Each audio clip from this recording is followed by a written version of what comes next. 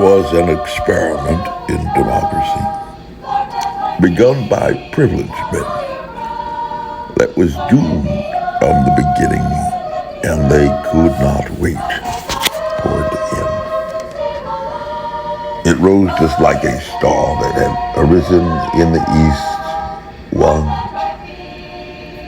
wintry Christmas morning, and would close the church of Jesus that a new Savior might be born.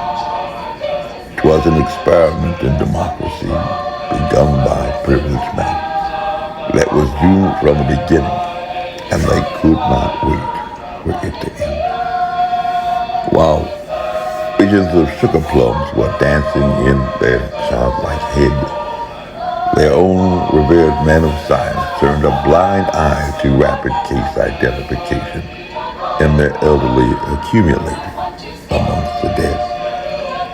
On the anniversary of a pandemic, he promised them an Independence Day, placing the nation on a war footing, but that is all that he will say. 'Twas an experiment in democracy, begun by privileged men, that was doomed from the beginning, and they could not wait for it to end. And as the death toll had approached 1 million, irreplaceable, he claimed, was each and every soul. As the great American rescue plan faded into past memories, ever mindful of midterm election polls. 'Twas an experiment in democracy, begun by privileged men, that was doomed from the beginning, and they could not wait for it to end. Did Black lives ever matter? That was certainly what the politicians did say. Raising centuries-old statues in a pandemic, declaring a holiday for abolition, but not even on the right day. 'Twas an experiment in democracy, begun by privileged men, that was doomed from the beginning, and they could not wait for it to end. Did Black lives ever matter? Just as vulnerable as the old. But just like they celebrated Black history in public schools, about these facts apparently they were never told. And now today there is a new, more terrible threat emerging in the East. No more concerns about global pestilence and invisible enemies with the march of armies and an unhinged beast. Evolving intelligence replaces evolving science. When refugees flee in millions and awakened patriots return as soldiers prepared to fight tonight. The prayers that had been powerless and non-essential in the pandemic are now transformed and directed to prevent a global war and global fright. And the clergy who rise to recite those prayers are now even less credible than before. For what was true before evolving science remains just as true today. Only the dead have seen the end of war. 'Twas an experiment in democracy, begun by privileged men, that was doomed from the beginning, and they could not wait for it to end. You've seen the rest, but why not the best? He is a graduate of Washington and Lee University, the premier private liberal arts college in Virginia, where he was the first African American ever elected to student body government. You've seen the rest, but why not the best? Immediately after graduation, he was employed as the first-line operations manager for Bankers Trust, a money-center New York City commercial bank, where he led the ground zero effort to resolve a $500 million exception that presented a risk to the check processing operation of that major New York City bank, and was instrumental in reducing the risk to a $100,000 write-off in under a year.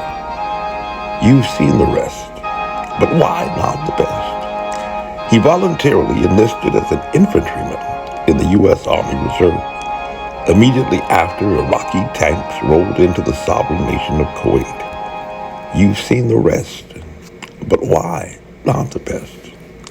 He volunteered for active duty immediately after the First Gulf War and was assigned as the legal specialist for the 2nd Ranger Battalion, 75th Ranger Regiment, an elite light infantry rapid deployment combat force representing less than 1% of the active duty army, and prepared to respond to deploy special operations soldiers to address emerging contingencies anywhere in the world within just 18 hours. You've seen the rest, but why not the best? Identified by senior command officers as one of the best amongst the best of soldiers and recommended for officer candidate school, he was accessed into the Military Intelligence Corps and served as the aide-de-camp for all U.S. Army strategic counterintelligence in the continental United States, with follow-on assignments before completing active duty service as the most junior commissioned officer to have ever served as the operations officer for all Army strategic counterintelligence in Comas. You've seen the rest, but why not the best? He has served as a battalion intelligence officer in armor and infantry battalions in both the Virginia and New Jersey National Guards, gaining valuable experience for planning and conducting conventional military operations, as well as in responding to natural disasters and civil unrest. You've seen the rest, but why not the best? For almost an unprecedented 3 years in the U.S. Army Reserve, he has served as a commander in a basic training unit, responsible for the training, welfare, and morale of a company of 250 initial entry training soldiers, and 3 years in a row had led basic training companies to setting post records in qualification in basic rifle marksmanship. You've seen the rest, but why not the best? He possesses over 15 years of experience as a legal assistant in major private law firms in D.C., New York, and Philadelphia, as well as in federal government practice, and as a childhood protege to a legendary civil rights and criminal defense attorney. He has gone to court as a pro se litigant on a variety of issues, including 3 cases brought during the current public health crisis, using the knowledge and experience he had acquired as a former biological warfare planner in defense of places of worship and religious liberties that, through over 2 years of motions in appellate practice, had been litigated all the way to the United States Supreme Court. You've seen the rest, but why not the best? After 2 years of pandemic crisis and emerging military contingencies in Eastern Europe, the times demand proven leadership and experience. But even Dr. Rochelle Walensky has said that over the past 2 years, human choices have not served Americans well.